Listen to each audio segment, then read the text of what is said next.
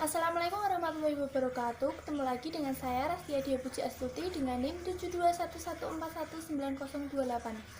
Nah, pada kesempatan kali ini saya akan kembali menjelaskan Sistem Informasi Manajemen bab 11 mengenai sistem pendukung pengambilan keputusan. Nah, di bab 11 ini kita akan bahas apa aja sih? Jangan di skip videonya ya. Nah, pada bagian yang pertama ini kita akan membahas mengenai pemecahan masalah dan pembuatan keputusan. Nah, pemecahan masalah ini merupakan suatu respon terhadap hal yang dilakukan dengan baik dan hal yang dilakukan dengan buruk dengan cara mendefinisikan suatu masalah. Nah, masalah di sini dapat diartikan sebagai suatu peristiwa atau suatu kondisi yang dianggap oleh perusahaan dapat membahayakan keberlangsungan perusahaan tersebut. Nah, kemudian ada pembuatan keputusan. Nah, pembuatan keputusan ini merupakan suatu tindakan untuk memilih beberapa atau memilih satu dari beberapa solusi-solusi alternatif. Kemudian keputusan sendiri juga dapat diartikan sebagai suatu tindakan untuk memilih sesuatu.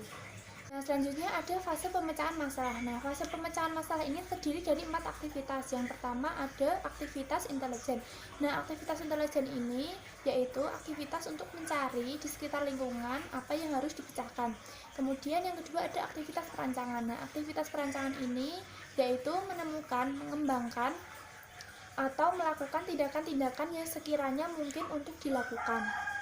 Nah, aktivitas yang ketiga yaitu aktivitas pemilihan, dan aktivitas yang keempat ada aktivitas pengkajian. Nah, aktivitas pemilihan ini yaitu memilih tindakan dari tindakan-tindakan yang tersedia.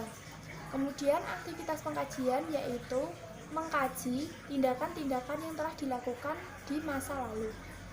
Nah, selanjutnya ada kerangka pikiran pemecahan masalah. Nah, dalam kerangka pikiran pemecahan masalah ini ada dua model. Yang pertama ada model sistem umum perusahaan dan yang kedua ada model 8 elemen lingkungan. Nah, pada model sistem umum perusahaan ini, perusahaan melihat sebagai suatu sistem yang di dalamnya harus ada aliran dana, informasi, serta elemen-elemen yang saling berhubungan. Selanjutnya, pada model 8 elemen lingkungan ini yaitu menjelaskan atau menggambarkan interaksi antara perusahaan dengan perusahaan atau perusahaan dengan elemen-elemen yang terdapat dalam lingkungan perusahaan tersebut. Nah, selanjutnya ada pendekatan sistem. Nah, pada pendekatan sistem ini merupakan sederetan langkah yang direkomendasikan ke dalam 3 tahap. Nah, yang pertama ada upaya persiapan, yang kedua ada upaya pendefinisian, dan yang ketiga ada upaya pemecahan.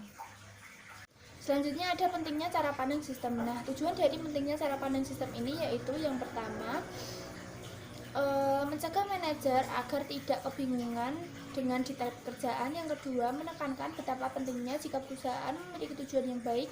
Yang ketiga, menekankan semua bagian organisasi atau perusahaan itu penting dan diajak untuk bekerja sama. Yang keempat, mengangkat perusahaan dan lingkungannya. Yang kelima, ada menempatkan nilai tinggi pada informasi. Selanjutnya ada elemen proses pemecahan masalah. Nah, dalam elemen proses pemecahan masalah ini ada 7 hal. Yang pertama ada situasi yang diinginkan, yang kedua ada keadaan saat ini, yang ketiga ada kriteria solusi, yang keempat ada solusi alternatif, yang kelima ada batasan, yang keenam ada batasan internal, dan yang ketujuh ada batasan lingkungan. Selanjutnya ada memilih solusi terbaik. Nah, dalam memilih solusi terbaik ini ada 3 tahapan. Yang pertama ada analisis, yang kedua ada penilaian, dan yang ketiga ada penawaran. Dalam analisis ini yaitu memilih solusi-solusi yang sistematis yang terdahulu. Kemudian di dalam tahap penilaian ini yaitu merupakan suatu proses pemikiran yang dilakukan oleh seorang manajer. Kemudian yang ketiga ada penawaran. Nah, penawaran ini yaitu sebuah negosiasi yang dilakukan oleh antar manajer. Nah, selanjutnya ada permasalahan versus gejala. Nah, gejala di sini dapat diartikan sebagai suatu kondisi yang disebabkan atau diakibatkan oleh suatu masalah. Namun, para manajer seringkali mendapatkan suatu gejala yang bukan merupakan suatu masalah.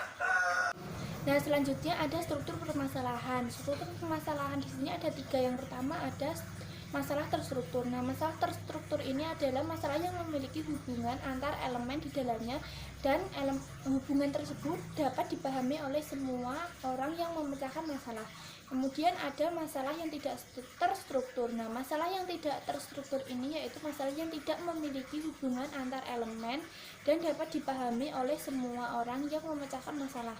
Kemudian ada masalah yang semi struktur. Nah, maksud dari masalah semi terstruktur ini yaitu masalah yang memiliki hubungan antar elemen, namun tidak semuanya orang yang memecahkan masalah memahami. Jadi, dalam masalah semi terstruktur ini ada orang yang memahami dan ada orang yang tidak memahami hubungan antar elemennya. Selanjutnya ada jenis keputusan. Nah, jenis keputusan ini ada dua, yaitu jenis keputusan terprogram dan jenis keputusan yang tidak terprogram. Nah, keputusan terprogram ini bersifat repetitif dan rutin, sedangkan keputusan yang tidak terprogram bersifat baru dan penuh dengan konsekuensi. Nah, selanjutnya ada pemodelan matematika. Jenis-jenis pemodelan matematika ada 4. Yang pertama ada model fisik. Model fisik ini yaitu gambaran yang menggambarkan 3 entitasnya. Kemudian yang kedua ada model naratif, yaitu menggambarkan entitasnya dengan kata-kata atau ucapan. Yang ketiga ada model grafis, yaitu menggambarkan entitasnya dengan grafik garis. Kemudian yang keempat ada model matematis, yaitu menggunakan model matematika. Nah, selanjutnya ada penggunaan model. Nah, penggunaan model ini bertujuan untuk memberikan informasi, yang kedua untuk memfasilitasi komunikasi, dan yang ketiga untuk memprediksi masa depan. Selanjutnya ada kelas model matematis. Nah, dalam kelas model matematis ini ada 3. Yang pertama ada model statis atau dinamis, yang kedua ada model probabilitas atau dimenteristik, yang ketiga ada model optimasi atau suboptimasi. Selanjutnya ada simulasi. Nah, simulasi adalah tindakan yang menggunakan model. Nah, dalam simulasi ini ada 2. Yang pertama ada skenario. Skenario yaitu suatu kondisi yang menggambarkan pengaruh lingkungannya terhadap simulasi. Yang kedua ada variabel keputusan. Nah, variabel keputusan ini merupakan input yang dimasukkan oleh manajer untuk mengetahui dampak pada entitasnya. Nah, selanjutnya ada kelebihan dan kelemahan dari pemodelan. Nah, yang pertama ada kelebihan.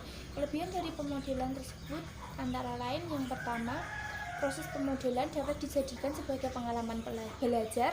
Yang kedua, kecepatan proses simulasi dapat memungkinkan sejumlah alternatif lainnya untuk dipertimbangkan. Dan yang ketiga yaitu memberikan pandangan atau prediksi terhadap masa depan. Selanjutnya ada kelemahan pemodelan, yaitu kesulitan dalam membuat model sistem bisnis. Yang kedua ada kemampuan matematis yang sangat tinggi yang sangat dibutuhkan. Cukup sekian penjelasan dari saya. Apabila ada kurangnya dan apabila ada salahnya, saya mohon maaf. Wabillahi taufiq wal hidayah. Wassalamualaikum warahmatullahi wabarakatuh.